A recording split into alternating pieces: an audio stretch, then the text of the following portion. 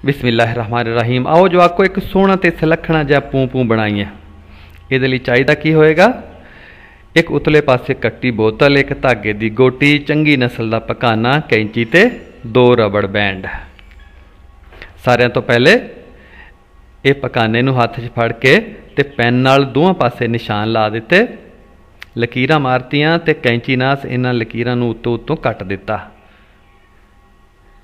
ये पकाने दे विच आंडे वर्गी शक्ल का मोहरा हो जाएगा। ये इस तरीके का, ये साड़ी बोतल उतले पासों कट्टी, ये बोतल का पिछला हिस्सा ते ये बोतल का मूँह हो गया।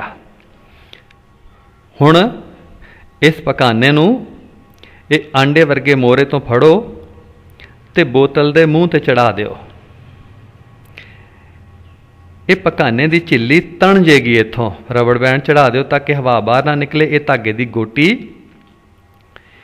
इनू पकाने दे मूँह दे विच फिट कर दिओ। खुला हिस्सा बाहर, जिहदे विचों आपां फूकांगे। ये रबड़ बैंड उत्ते चढ़ा दिओ ताकि हवा अंदर बाहर ना आए।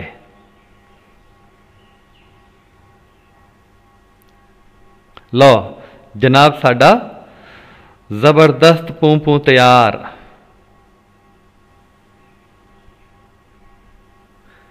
इहदे विच साइंस किहड़ी इस्तेमाल होएगी?